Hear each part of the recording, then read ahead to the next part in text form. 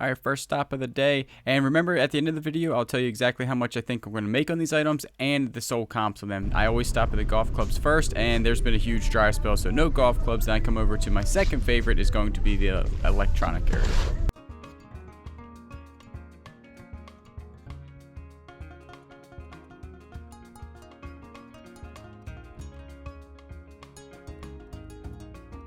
All right, y'all are super smart when it comes to knowing what things are. What is this thing? Now, I did end up looking it up, and I think I know what it is, but I didn't even open it up. But what do you think that was? I think it was from the company Sunbeam also. And then I do pick up this really cool hatchet, and I go over this hatchet at the end of the video.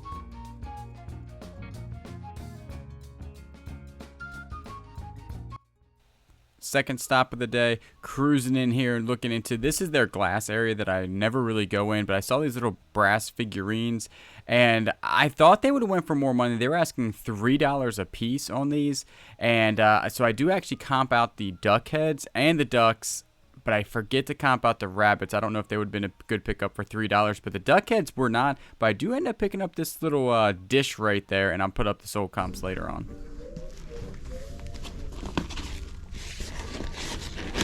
I always get excited when I see a camera bag. This one right here, though, had a Canon on the inside. I do comp out the model number, and this one just was not worth picking up. I think they were asking $7 for it, and the sold comps were only about $15 in working condition.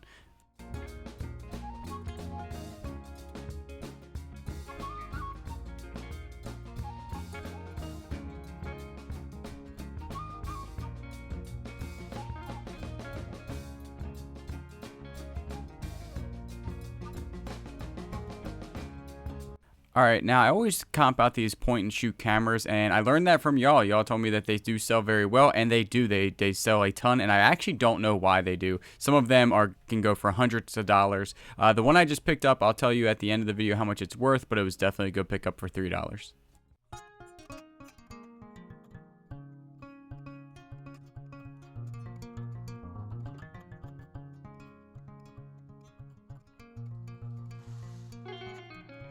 I thought I hit the jackpot on this thing. This was an all copper Revereware tea kettle. It is missing the top on it, and I was like, there's still no way that that's going to matter. This thing's got to be worth like $50, and to my surprise, it was not worth that much.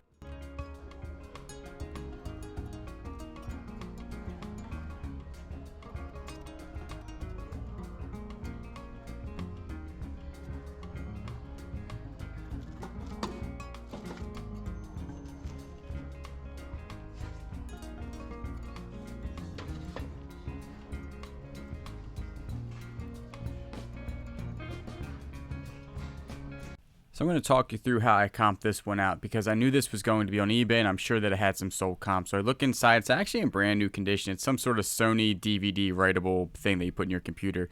So I scan it. It does not come up, but still do the sold comps on that, because sometimes they sell so fast, the item, and there would be none listed all sold. That's not the case here. So make sure you go ahead and type it in. Don't just say, oh, because it didn't scan, it's not good. But right there, the first one is $65 plus shipping. But if you go to the sold comps, that was the list. If you go to the sold comps, brand new ones only sell for $9.99, so definitely a hard pass on that. So that's the big difference between sold and listed.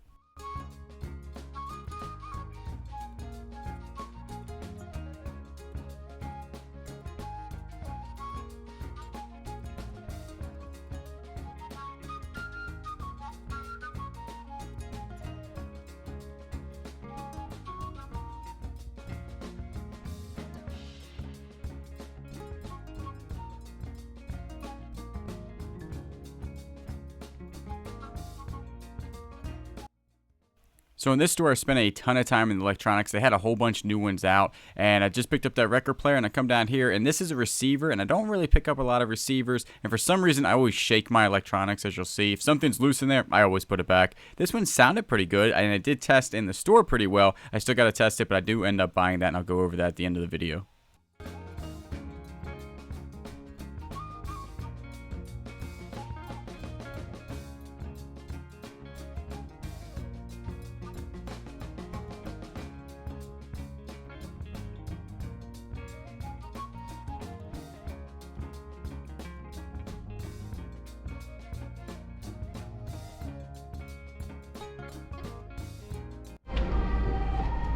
How are you doing today? Doing good. Yes, ma'am. With the big metal clamps in there. I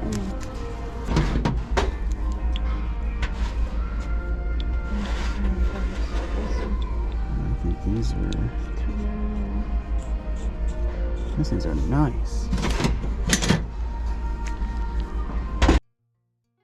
The best time to get into the glass cases at my Goodwill are in the morning. A lot of times the line is huge. You'll wait 30 minutes to get somebody to open it up for you. And there's a whole bunch of good tools in here, so I definitely want to look at those. Sometimes those staple guns can go for a lot of money depending on the maker. None of those rang a bell, so I put them back. But those metal clamps are super nice. I also find another tool in here that is pretty good, and I buy that as well.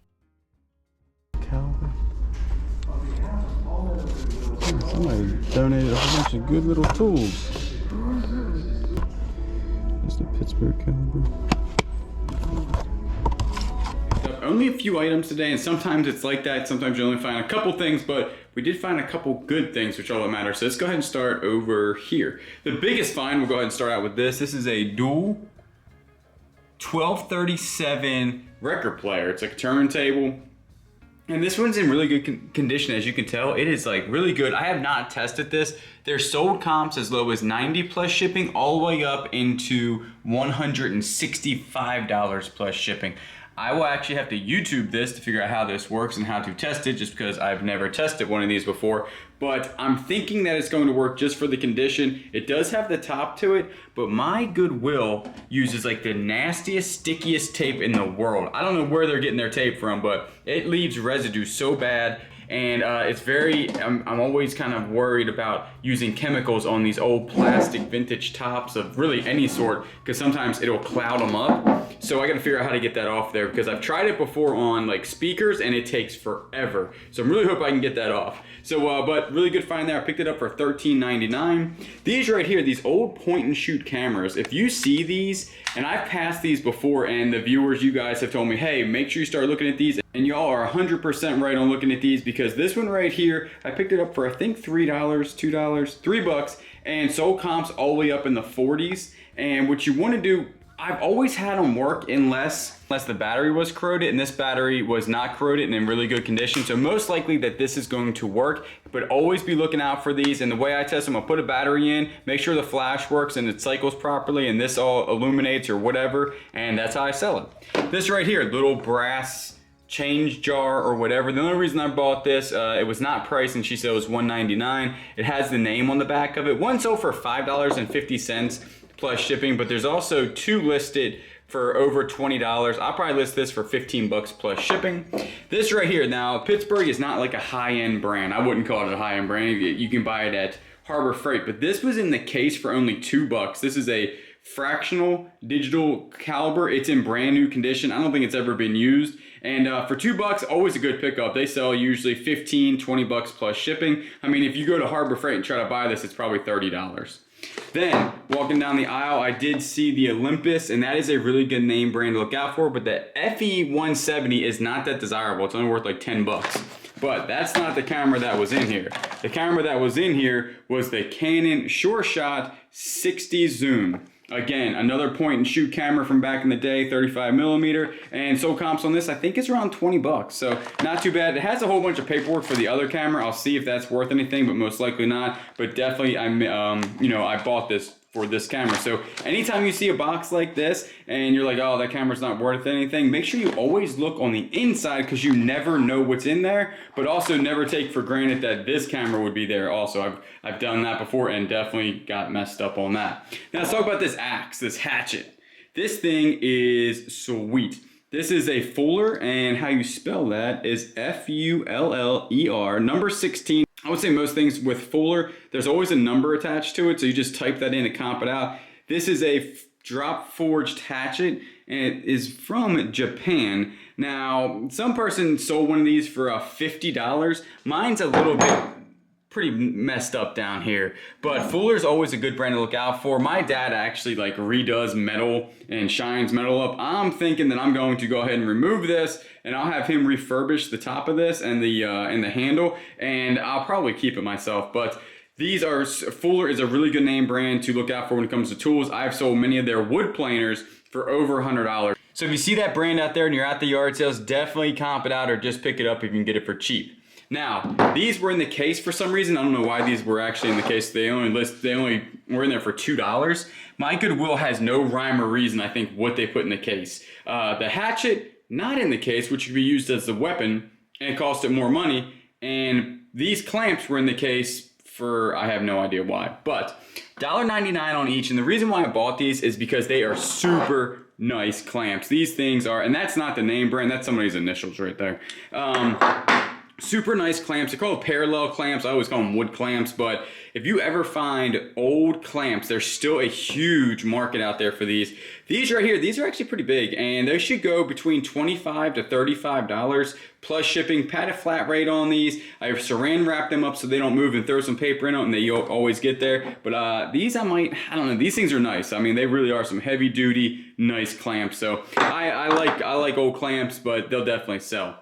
Now, this one right here is a Yamaha, and I don't usually pick up big receivers like this, but for only $6, how do you not? The sold comps were there to pick this thing up. Sold comps anywhere between $50 to $65 plus shipping. A lot of these though, I've only sold I think 2 or 3 of them, and I've sold them all locally for about the same price you can pick them up on eBay for, just without the shipping hassle. So I might put this up as a local sale. I only picked it up for $6. I'll have to make sure it works. It's in good condition on the outside, but again, I have 3 days to go ahead and return this to the Goodwill if that doesn't work. So that's the electronics, and that goes with that also. I'll try to figure that thing out and then see if it works, and if not, I will return it. So not a huge day, but I go to the thrift store, I come home, I show y'all exactly what I bought, how much I think hourly. And remember, when I say the 7 hours of total work, that means like packing and shipping. Now this only 2 hours out there looking around for this stuff. Testing won't be that difficult, but packing will. So at the end, I put 7 hours into all this. Just think, it's not going to take me that long to list it. It's only a couple items, and some of them, like those, don't even need to, and that it takes me a minute to list, to be honest with you. But like packing this will probably take 30 minutes. So at the end of the video, remember, I always do the breakdown and I tell you my hourly rate, but that does include packing, shipping, testing, all that stuff. So I'm saying 7 hours wrapped up in everything. So right there, that's everything that I bought today to be a full-time eBay reseller. And if you are new to the channel, welcome. My name is Julian, also known as the Bearded Thrift Machine, here on YouTube, and I buy stuff and flip it online to make YouTube videos about it. So today, not a huge day to be honest with you, but you'll have those days. Some days you'll make $100 an hour or $50 an hour, and some days you'll make 20 to 30. At the end of the video, I do throw out my hourly rate and the breakdown of everything that I just bought and how much I think that I'm gonna make. Real quick, I want to go ahead and thank Kendra from Michigan Inspired Reseller, who's also on YouTube. You bought me a coffee, I much appreciate it. And then Carolyn, you also bought me a coffee. If you don't know what that is, there's a link down below, and it's just a way you can tip one of your favorite YouTubers, and I much appreciate it. And as you can tell by how fast I'm speaking today, I've had more than a couple cups. I do appreciate everybody that watches, and you know I will always get you on the next one.